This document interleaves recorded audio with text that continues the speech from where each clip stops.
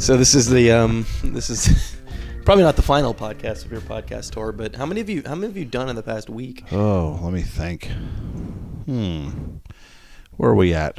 We're probably in the mid-20s somewhere, I think. Something like that. You know, just getting the word out on the show. I appreciate that. You're going for it. I mean, I feel like you don't need that extra publicity push. Maybe I'm wrong. You've got the built-in following. It's surprising to me anytime I assume anything like that, when people don't know at all that anything's going on, where they're just like, oh, I'll be like, yeah, the show's coming back. What? It's coming back? Yeah, I've been talked about it 80,000 times, but It just doesn't.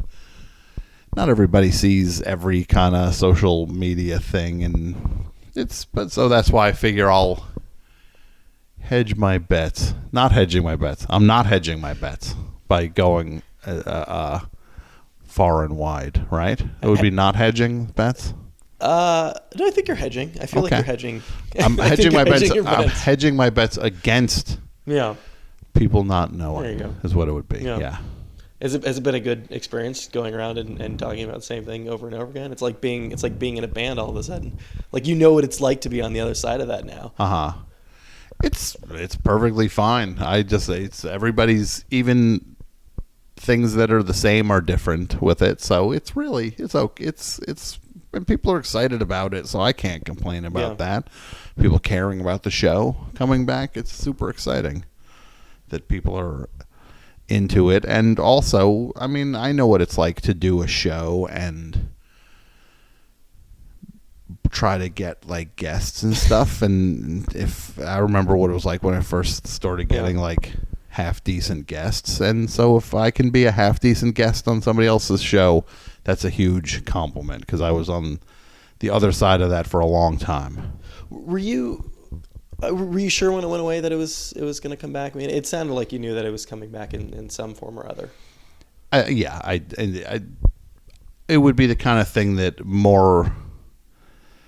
that would be like I don't want to say an absolute certainty, but it was like, we're not finished here. There's still more to do. I still love doing it. Yeah. I still want to keep doing it, and I want to see what else is out there in terms of doing the show in a different not different form, because the show is going to be the same, but in terms of a different arena, like existing alongside shows in a different way, where it's a commercial entity now, not a non-commercial radio thing. Yeah, well, and you kind of, in a way, you sort of transitioned to the online format anyway. I mean, I assume that by the end there, you were getting far more people listening online than you were on terrestrial radio. I don't have numbers or anything, but I would assume that would be the case, because the show became really popular all over the place. Like, I would hear from people all over the globe, which is crazy, but that's what the thing grew into. So it's like, and I conversely, I can remember when it started as a thing that definitely was more broadcast based, and it was definitely playing to people in the listening area who would listen over the radio. And then a shift took place in there somewhere, probably a few years in, and then another shift took place when we started podcasting it. Then it really became a thing that was wide open for people to hear wherever they were and whenever they wanted to hear it. And it really, I mean, it started off as a pretty straightforward radio show, is my understanding. I wasn't listening back then, but it was really like a music show, and then people started calling in, and then it kind of got weird from there.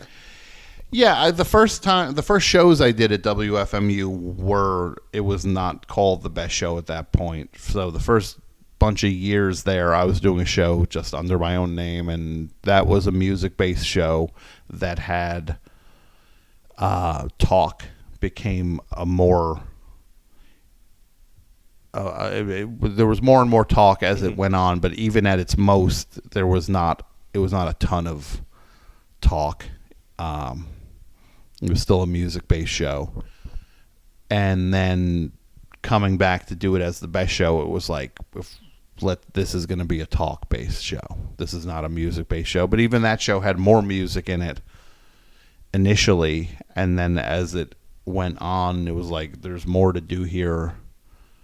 Talk-wise, there's just not enough room for that much music that was as before. So it was really just play a few songs at the beginning as the transitional thing, gives me a chance to set the equipment up and get everything how I want it to be, and it also sets a mood, and then start the show and maybe play a record in there somewhere. But after that first set of music, it's a talk show.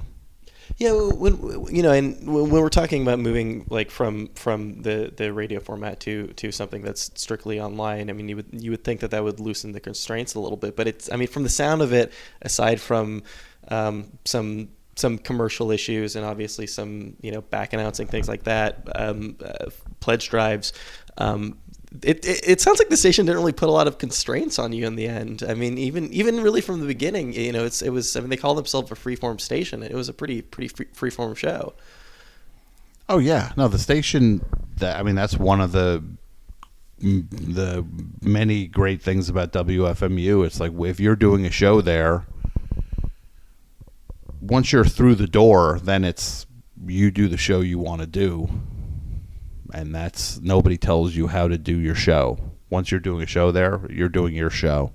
And you can really kind of play with the format and the formula, and all that stuff is up for interpretation or exploration. You can really go where it takes you, and you see how much you succeed or fail. And then, maybe you end up doing a show for one schedule and you don't keep doing it, but once you're in the door, you do what the show you want. Nobody's hovering over your shoulder ever.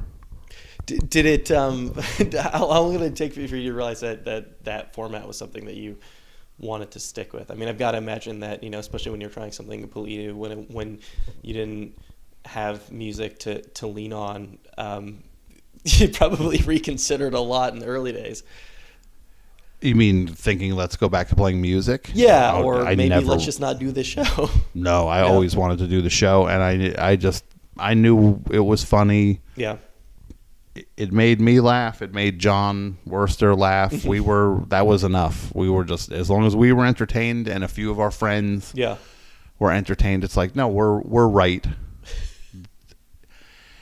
And also by that point, though, when the best show started in 2000, the end of 2000, we had done a thing called Rock Rotten Rule, which by that point was on CD and had kind of made the rounds, and we had gotten some validation from people who we really respected. So I think we felt kind of emboldened by that, maybe, and just like, no, the people we respect get it and are on board with this.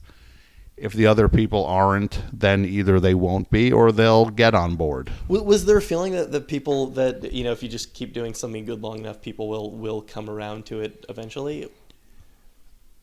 I don't remember even caring that much about it. Or it was just, we were doing a show,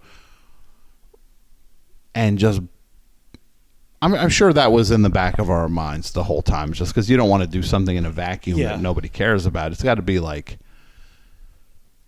we'll do this. And you do also see signs of growth and people getting excited about stuff.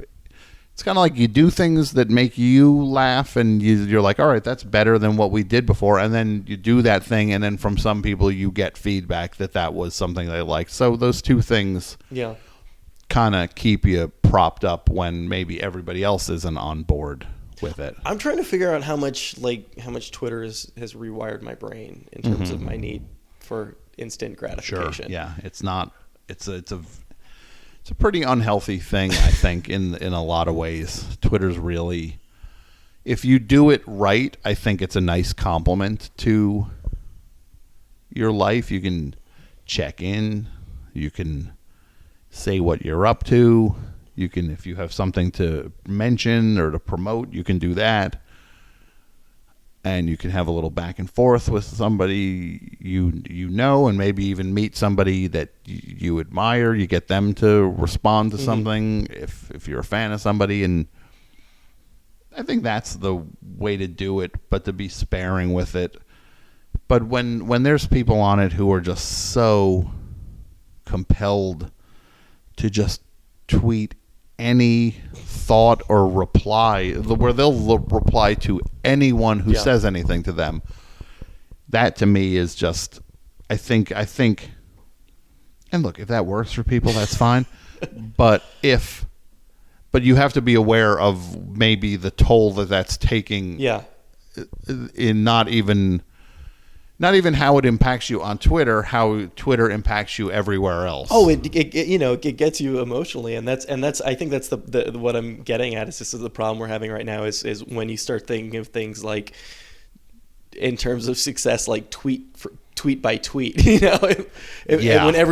you put something out in the world and somebody doesn't respond to you immediately, it calls things into question. Are you mad at me? You're just like, I hope this person's not mad at me. They didn't tweeted right at them. Or even like more abstractly, like, how come this super funny thing that I wrote isn't getting a million retweets? Well, that's the other thing where you're just like, all right, I'm about to drop some gold on all of you.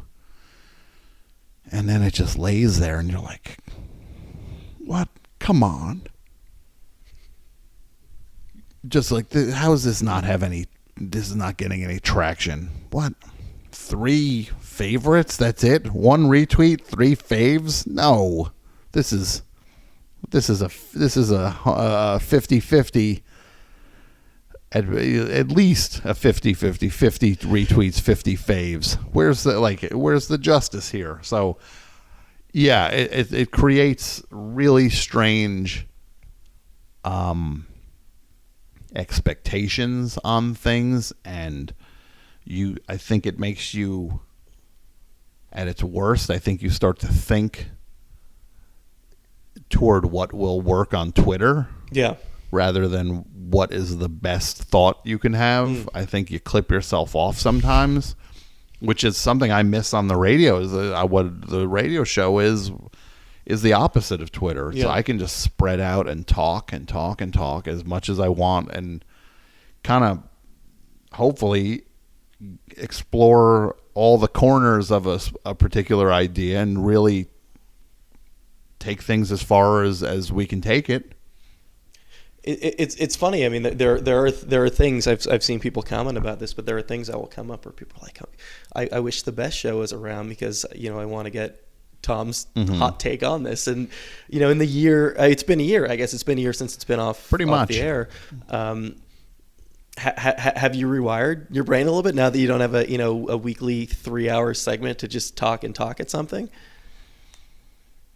I don't think. I think it's maybe laid dormant, but I don't think it went away. Yeah, it's there for me. I just have to work that muscle a little bit. And I mean, that's a nice thing about doing all the podcasts, like you had said. It's like I'm in shape. I'm getting in shape now, talking a lot.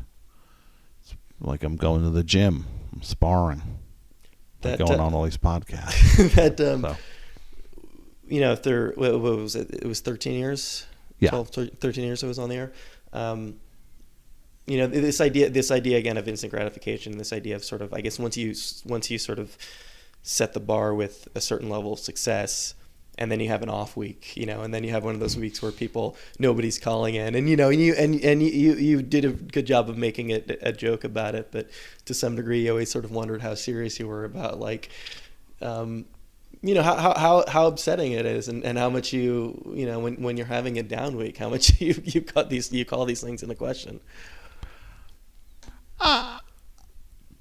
It used to really affect me. Or not like it was like it was never life or death with me, but things would affect me more than they did as the show kept going, because there was like a shift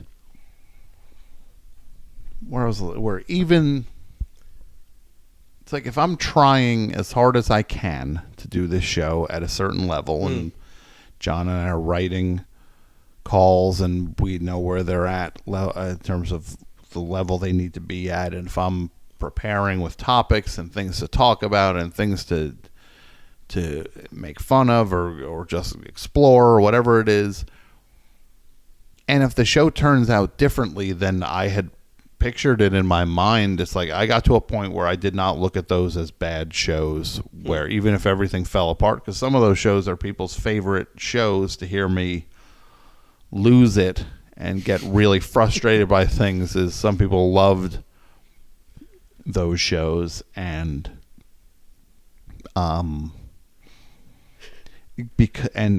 kind of grew to the point where I'm like, yeah, I can embrace it. I'm trying to be a real person here and not just do some sort of NPR type thing where put your emotions on ice, or put how you're actually feeling on ice. It's time to do the show. It's like, no, why don't I bring that stuff in here and let that be a part of the show? If I'm not in a good mood, then I'm not in a good mood on the show. If I'm in a good mood, then I'll be in a good mood on the show. So it's like, why not add that stuff to what the show is? And I feel like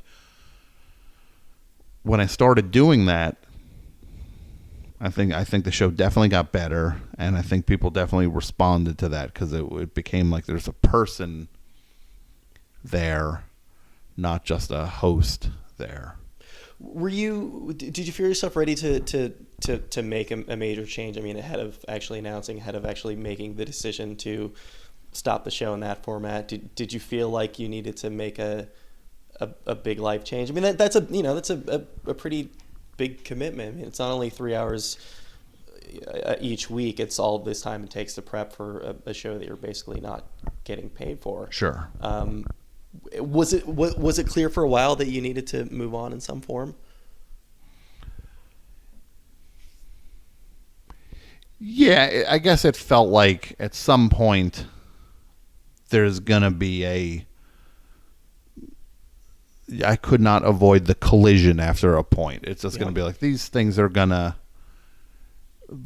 the amount of time and energy that the show takes is going to collide with the amount of time and energy I have available to it. It's just like something's got to give here at some point. And it didn't for a long time, but then there was just a point where it's like, yeah, this is I can't do this show this way with this level of compensation or whatever you want to call it. It just didn't work anymore for my life. And just there's also just the thing of just like, well, let's see what else is going on, and what would it be like to be out there with trying to turn this thing that I love doing into something that could maybe make money. What would that be like? Yeah. And finally it was like, yeah, let's do it. Let's just try it. See what, like, it's not going to get any easier if I wait another year. It's gotta just leave the nest at some point. And if it gets to where I'm starting to get mad at the show or mad at the station because I'm doing this thing for free, that's on me. I could leave at any point, and the station made that very clear to me. They were I always appreciated how they were in terms of making sure that I did not feel like they were ever putting pressure on me to make money for them or anything. They always made it clear. It's just like, you do what you have to do. This station is not you are not beholden to this place where this is some obligation that you have to carry forever. You do what you have to do. I mean, they're being really nice about it, but you have to know in the back of your head that the station is something that you love, and you being the far and away the largest moneymaker for them. That it's going to hurt. It's going to hurt the station a little bit financially when you do pull out. The station has gotten by and gone through things much more challenging than this. I think I've having been there, I know that the station has come up against some real challenges over the years, and everybody there is smart enough to figure ways to get to the next through the next year, and they always do. And this is one of those things, and it's hardly the worst one of them. So they and the station is bigger than any DJ who was ever a part of it. That's the appeal of that place, is just like, this is a place that the shows don't... It's the kind of place that... It's unlike a lot of public radio ends up where public radio defines the shows that are on public radio. There's a specific voice, and you're not going to be on public radio if you're not fitting a certain attitude or style. But one of the great things about WFMU is it's the opposite. It's like the shows define the station, and that always changes.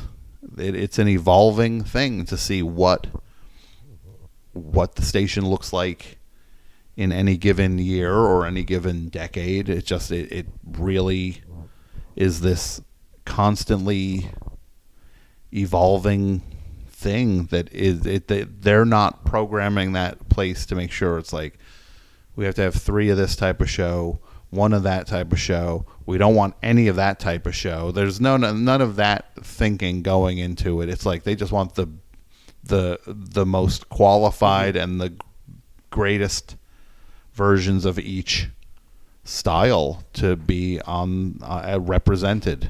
Did you have this? Because I left a job earlier in the year, a site that I was at for 3 years, and I found that for a while afterwards that I didn't really want to go back and read it. In a weird way, you don't want to. I don't want to say that you want to think that they're like worse off for you not being there anymore, but it is a little hard at first to sort of go back and realize that like life goes on without you. Did you? Obviously, you have ties. You have personal ties to the station, but did you have trouble listening to it at all?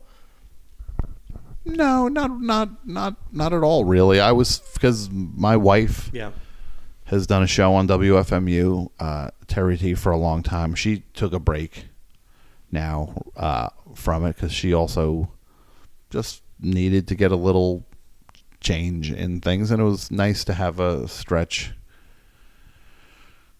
in our house for the first time in a long time where neither of us were doing a show, just to see what that's like. She wanted her Saturdays back for a little bit to see what that's like and to do other things. So I would always listen to her show and listen to a few other people's shows. I just feel like I wouldn't want the station to ever be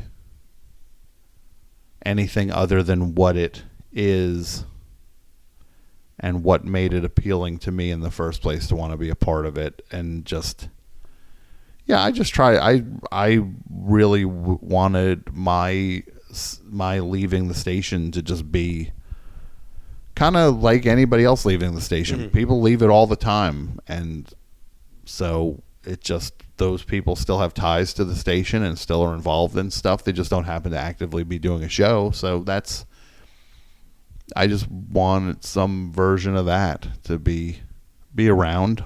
The station's still a very important thing to me, something I'll always care about. I'm just currently, not currently, I'm just not doing a show there anymore. So, but that has happened just hundreds of times with other DJs. So it's just like, my thing might have been a little different because the show got strangely popular, but that dynamic is still the same dynamic for anybody, I think, who did a show and then stopped doing a show. You begin to realize too, once you distance yourself, like when you're in it, it's hard to recognize what sort of success you've achieved. A, because you're in it, and then B, because I think like, and I imagine you're probably the same way to a degree. You know, when you surround yourself with super smart, super creative people who end up being super successful for good reason, you end up comparing yourself to them. You've got a lot of friends who are comedians who are really successful, who have had very successful television careers, and it's hard not to make that comparison directly. You mean the comparison between myself and them? Between the successes that you're able to achieve in certain things and the successes that that your friends are, and it's made all the harder when you surround yourself by really smart and talented people. Yeah, it's to me it comes down to, or it came down to, all of these people are they do their thing. Mm-hmm. And they'll go into they all went into like the major leagues when it was time for them to do their thing, where it's like, yeah, I'm going to get a job on a TV show, or I'm going to start doing movies, or I'm going to do this, or I'm going to do that. Like they, at a point, if you're going to go for it, you have to go for it, and you kind of can't qualify it anymore. And I think maybe the love of the station and the belief in what the station is made it just a great place to stay. But then so if it took a little longer than for other people, so be it. But now it's time to go for it. Like that's, and if you're gonna if you want to be on the bigger or big stages or whatever, then you got to put yourself in the position to be on them. And I'm not even saying this in any way like I want the show to be some massively popular thing. I just want it to be as good as it was before, but then just have it be available to be a commercial version of that show. That's really, I don't sweat any of the other stuff. It's funny because like you think about your motives going into things like this, and just like I just wanted to do funny stuff, and and I wanted to laugh and then make my friends laugh and have them make me laugh, and that's still what this is.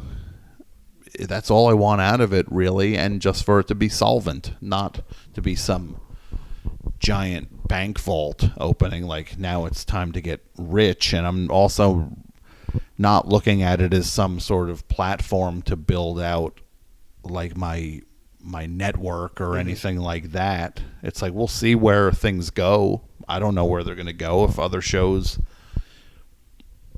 If we start adding other shows down the road, then we do, and if we don't, then we don't. I just want this show to be great. And there wouldn't even be any reason for other shows if this show's not great anyway, because it would be like, well, what's the flagship show? Well, it's this thing that's not so good. So it's like, but these other shows will be less good than that thing that is the tentpole show for the thing. Plenty of successful podcast networks have started that way, Tom. Oh, don't think I don't know it. But that said, I don't want to be one of those. At some point, you have to make the decision. To whatever degree you can make this decision, though. I mean, you've written on TV shows, you've written on successful TV shows. I mean, Monk by all standards was a successful TV show, but at some point, you need to figure out whether you want to risk it all and invest everything in a very specific vision that you have. That you want something to just be you, or if you're content to be a successful writer on a successful show where your name is however far down in the credits. Yeah, there is a point when it's like, what are you here to do? It kind of becomes that. It's like, and I'm not going to worry about. I'm not going to say at the risk of sounding any way, this way or that way. It's like it's 11 o'clock. Just Yeah. just let it it's out. like people have a purpose in life, Mm-hmm. and I enjoy doing this show so much, and people enjoy when we do it. And the other stuff, it's like writing is writing. I love writing too, but there's plenty of people who can write. But this thing feels like it's my thing, and it's the thing to do. That's probably what I'm here to do, is this show. Yeah. And that was when it felt like this kind of I don't want to say mission, but it's just like, this has to come back because it's what I want to be doing. And so much of the time I would put the show, other things would take precedence because first of all, the show was didn't make money, so when it came time to making money, it would be, yes, of course, this job has to take precedence over the radio show. And also doing the show every week, it's hard to think of the big picture when there's just another show coming up. You're just thinking about next week's show. So a lot of those things added up to kind of making it seem like there's my professional career, and then there's the show that works as a calling card or whatever you want to call. Like, people would be like, "Oh, it's a good calling card to show people how you're funny." It's almost like having a Twitter account. Yeah, it's a large version of that. So people would be like, well, it's a good way to get people to check out your writing and whatever it is like that. The stuff you do for put food on the table. So, but then there's a point when it's like, what if I just respect this thing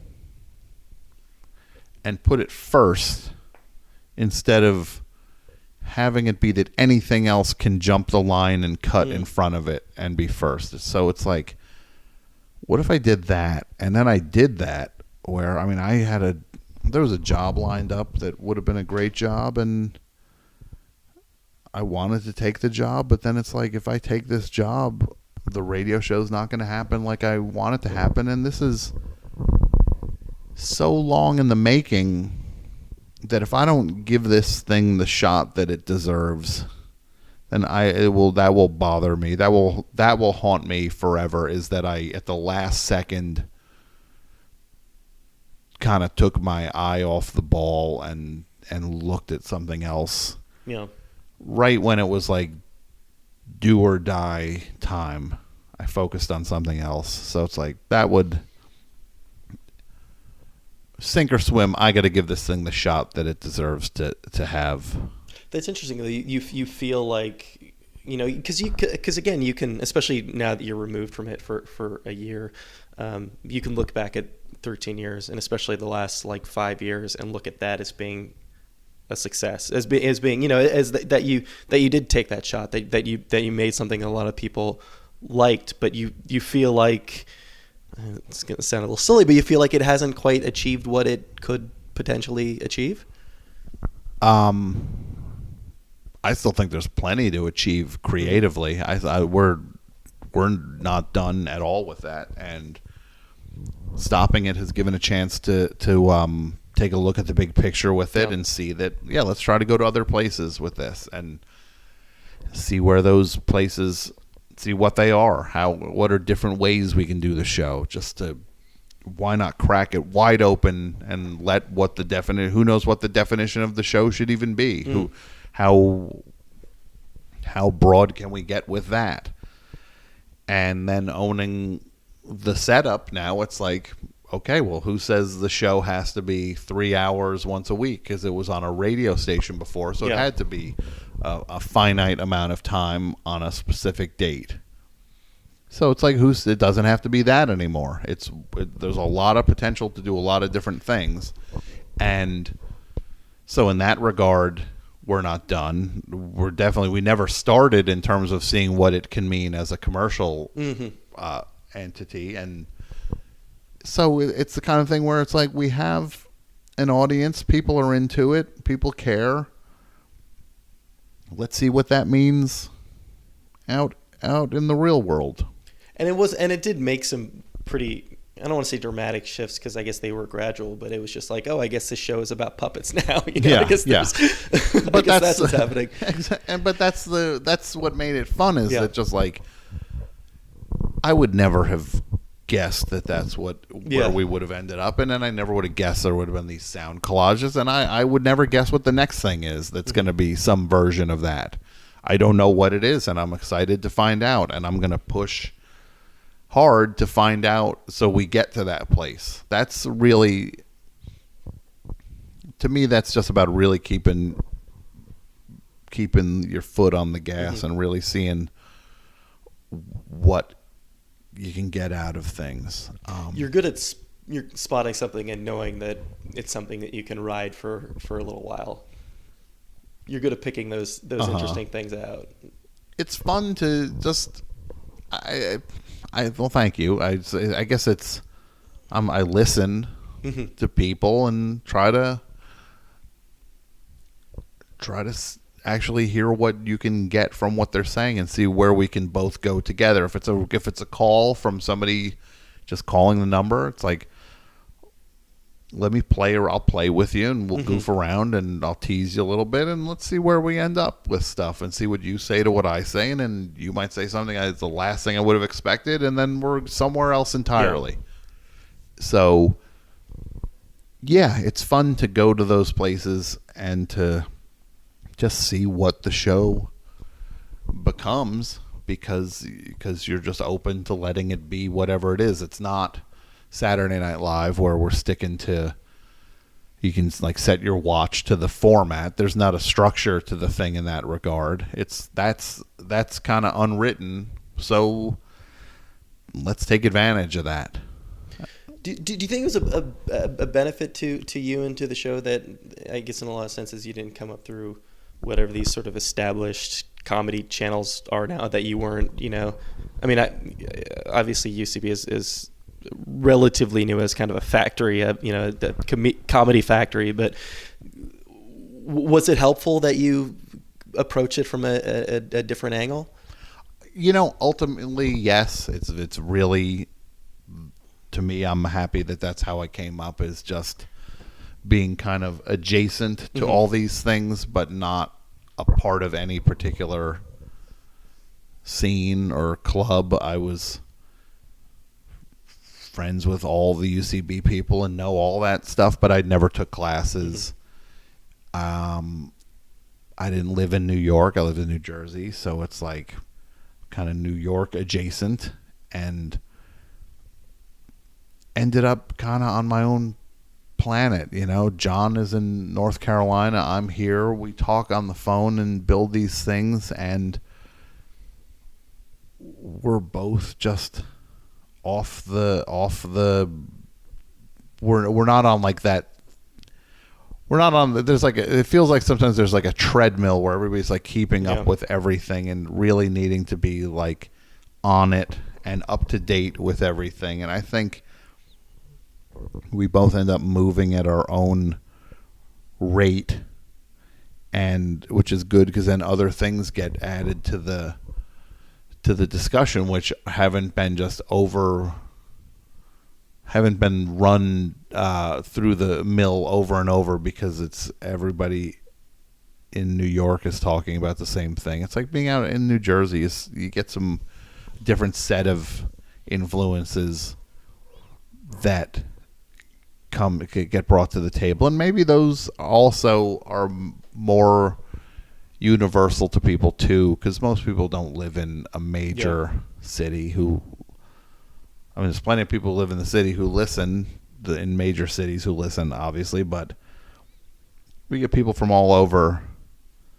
I think maybe it gets a universal quality to things, is like, because most people didn't, even if they live in a city now, they didn't necessarily grow up in a city, so they know what it's like to be in like a small town or a small city or whatever, just like not in a major, not in New York, LA, or Chicago.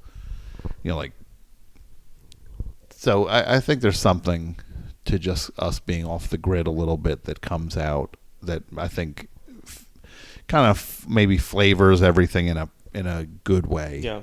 Not being a part of stuff. And I was never interested in being on stage and being a performer in that regard. It's, for me, comedy was like writing funny stuff and then saying funny stuff, but not having to act funny stuff and be in front of people to do it. That did not speak to me. So there's a reason why you're not the one doing characters on the show, other than the Tom character, I guess. Yeah, no, it's just yeah, exactly. It was never my calling to do that, but radio is its own thing, and it's like I end up doing the show in front of more people than anybody's done a show in front of. It's like, unless you're doing shows at Giant Stadium or whatever, we get more people than that listening to a show. So the show's in front of plenty of people. It's just in its own weird way. It's me alone in a room doing it. I've always gravitated to behind the scenes stuff much more than being in front of the camera. I on Monk, I never wanted to do like the cameo that, like, I think all the other writers appeared on it in one way or another at some point, just like walking in the background or something. It's like that just never spoke to me to be on camera. Never ever wanted that. Hate it on a very core level. But I mean, I'll do it when I have to do it, but it's not my enthusiasm at all. It does not. There's plenty of people, they say, like, when I got up on stage, I felt like everything, then it made sense being on stage. It's like, for me, it's like the times I've gotten up on stage, it's been like, no, I get it. I don't want to be here. This does not speak to me. It's like it's the opposite form of clarity showing up. It's just like, nope, you belong behind the scenes. That's where you express yourself best, not standing in front of a room. So in the past year, as you've been rebooting, I mean, obviously you've been busy with other things. The Adult Swim thing came out not too long ago, but as far as actually piecing the show together, what have you been doing? I mean, how much of that is actually writing? How much of that is actually planning, like the format of the show, the bits, things like that, and how much of it is just sort of boring logistics?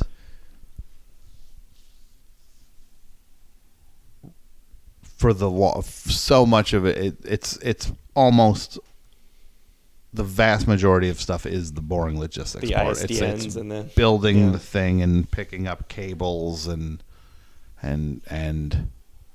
putting together chairs and trying to take care of signing up for this thing and making sure that thing is in place and all the stuff like that. It's like it's been like setting up any other business. So doing that's been the vast majority of the stuff is that. The creative part is there, but there's just the other stuff has to be taken care of first, or there is no creative part of anything. Yeah. There'll be no way for it to be heard. So it's really been the unfun stuff has been everything we've been doing. Was it important that you, I don't want to say went off the grid. I mean, you still had an online presence, but was it important that you kind of went away for a while, versus, again, like like as far as like barrier of entry of podcasts, you easily could have just put some stuff out in the meantime as you were building something larger. Yeah, I wanted to not be around, and I wanted it to be like, I kind of wanted it. I wanted to miss it, and I wanted people to miss it. I figured if I was doling it out, going on every podcast, then it's like, oh, he's around. He does this, he does that. He's a guest he's on this show a bunch. He's on that show. He'll show up there as a regular guest, and then you kind of get your fill of the thing, and maybe I get my fill of it then. But it's like, no, that's not what I'm supposed to be doing here. It's like, I got to be doing the show the way I got to do the show. So I think I have to miss it. And when the show was wrapping up, there was so much talk about everything. It's like, it's time to go away and be. It's like people can't miss you if you don't go away. When you're still just hovering, kind of gone, but not really gone. It's like, no, if you're going to go, you got to go. You don't want to be Matthew McConaughey in Dazed and Confused.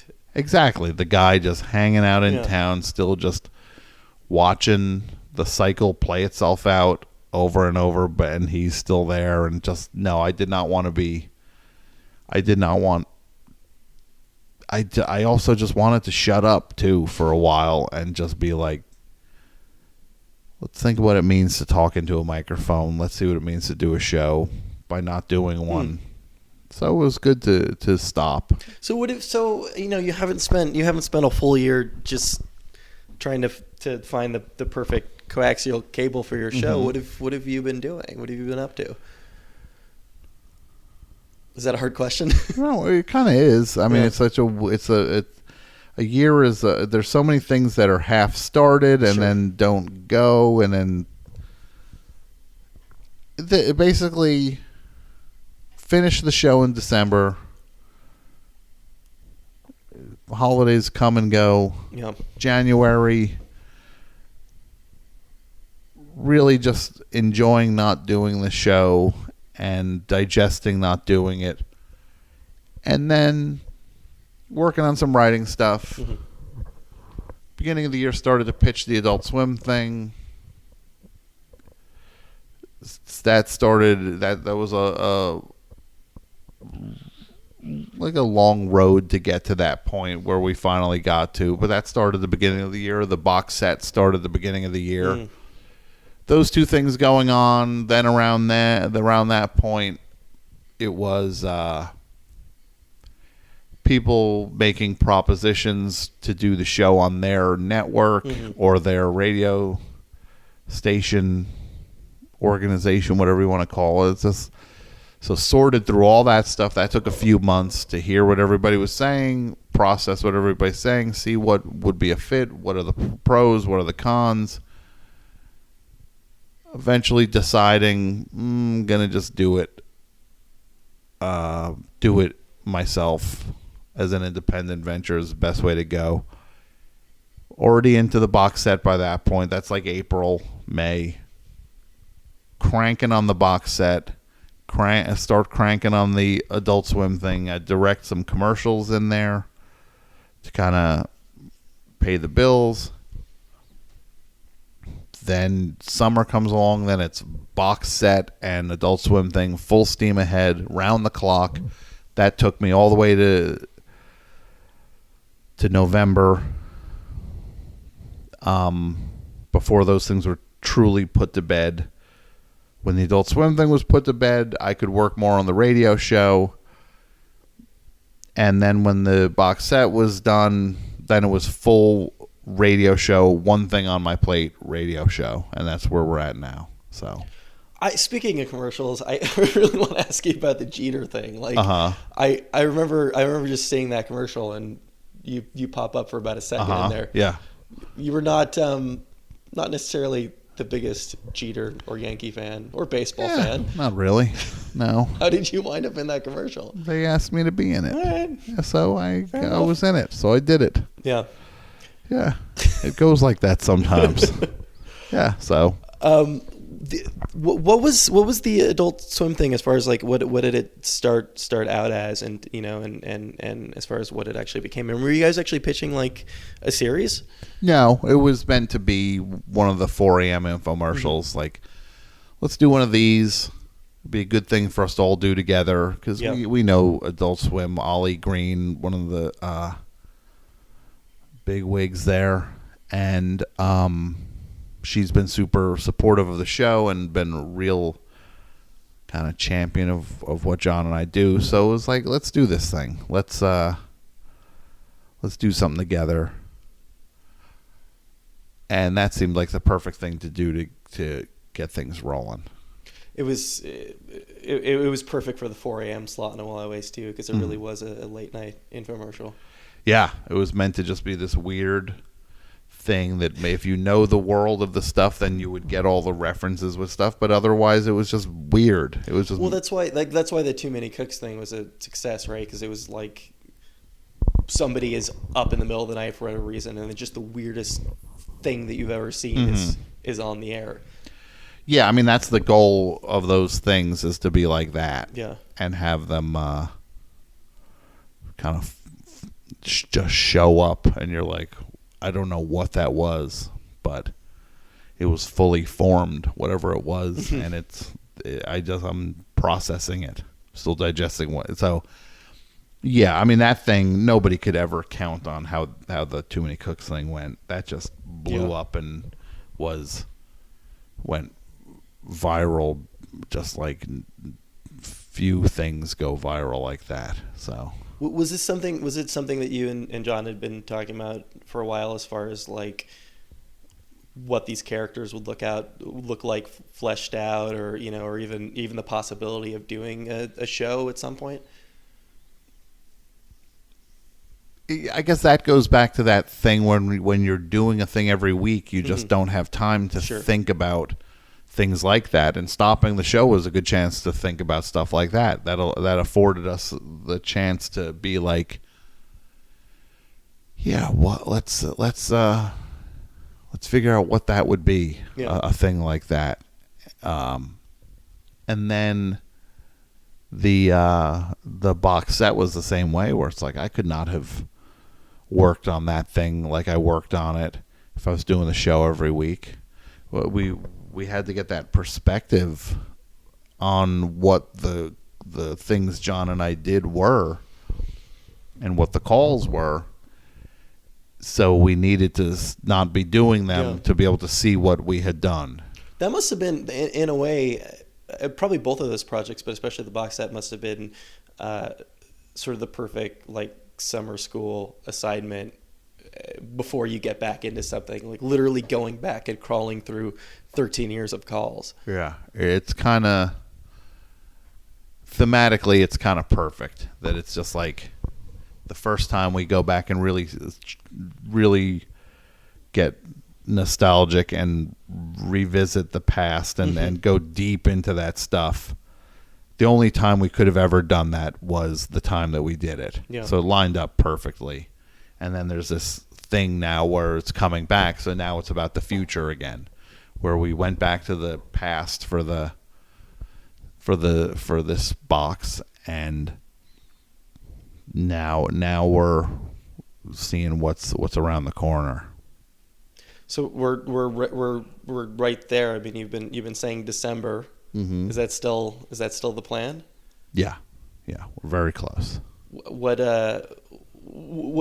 needs to happen between now and then for the show to be a show? I got to work some tech stuff out, some stress testing and things like that. We're very close, though. Format to start is going to be very similar to the best show. Same exact show. Phone calls. Scharpling and Worcester. Puppets, I'm sure. I'm sure there'll be sound collages. And then get our feet on the ground, and then start cracking the thing open again, seeing what new shows up. You feel reinvigorated, though? I wish I could feel a little more reinvigorated. I'm very tired right now. No, but it's just in general. Yeah. I'm like, building this thing has taken a lot. It takes a lot of time and a lot of energy. I'm going to try to have just one thing on my plate while I'm doing it, so I can kind of rest and get strong for this thing, rather than instantly spread myself too thin. I mean, there's a writing thing that's really interesting that I cannot wait to jump into. That is the next thing that I have hovering, but it's something I can do on my own timetable. And I'm going to start on that, but that'll be there as an accompaniment to this radio show as I get this thing cranking. And then Yeah, then when the box set comes out in March, we'll just go into full promotion mode on that and we'll be around. You can't speak for him too much, but where's John with all this? Because he's obviously also got a career on the side. Not on the side. Yeah. He's a professional rock and roll drummer, and this is kind of his side thing, right? I mean, he's super excited about it. He can't wait to get it started again. We both are the break was great. I think it went on longer than we probably both would have liked, but we're here and we're close, and it's going to end very soon, and now we'll jump back in and really just kind of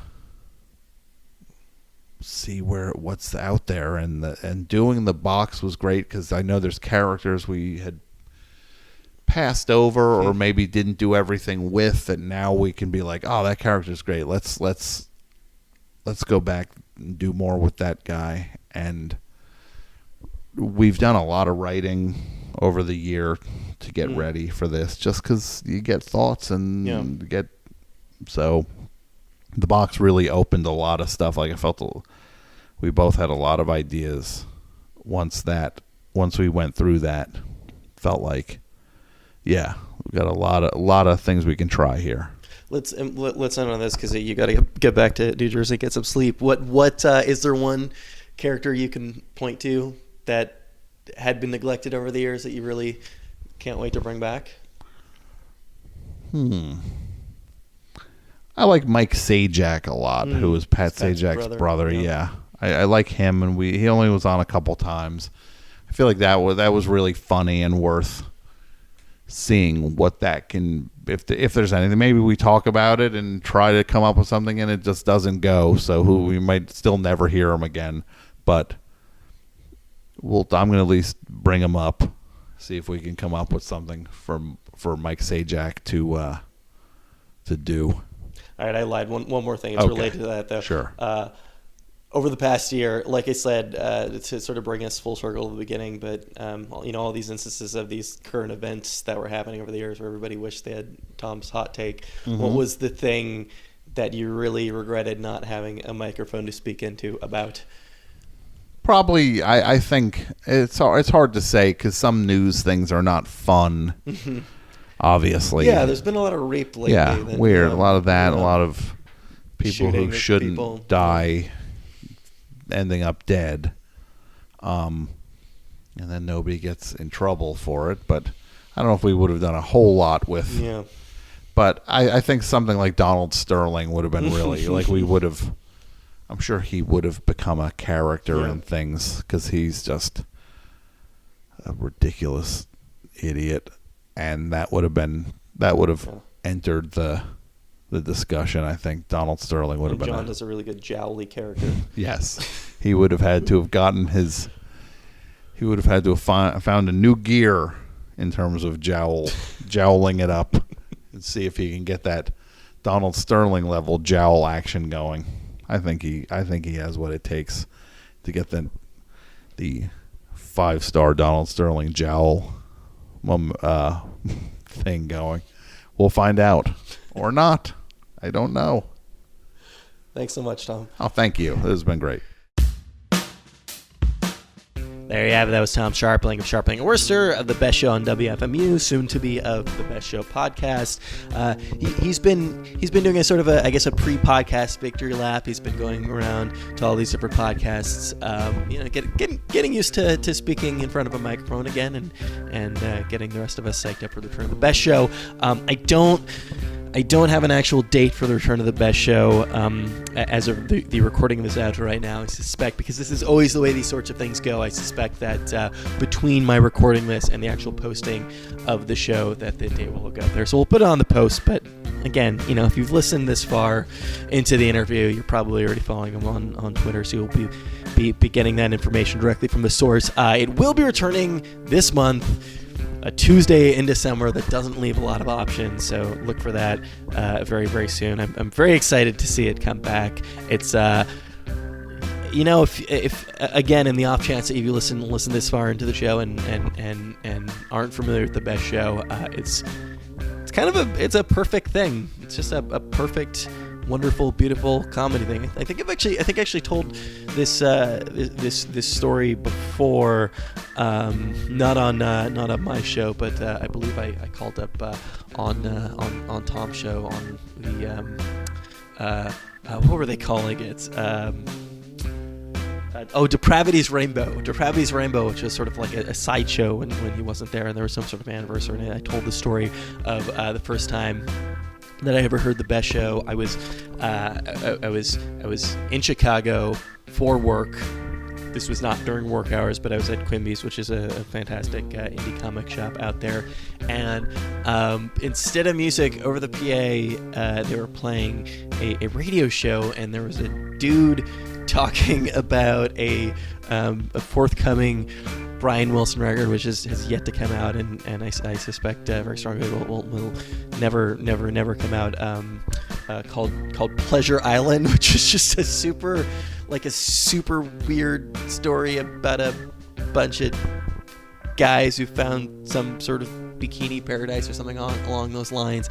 But some really kind of like heady, deep Beach Boys talk at length, and I knew that this was a thing that I needed to track down. So you should as well. Lots of good ways to get into the show.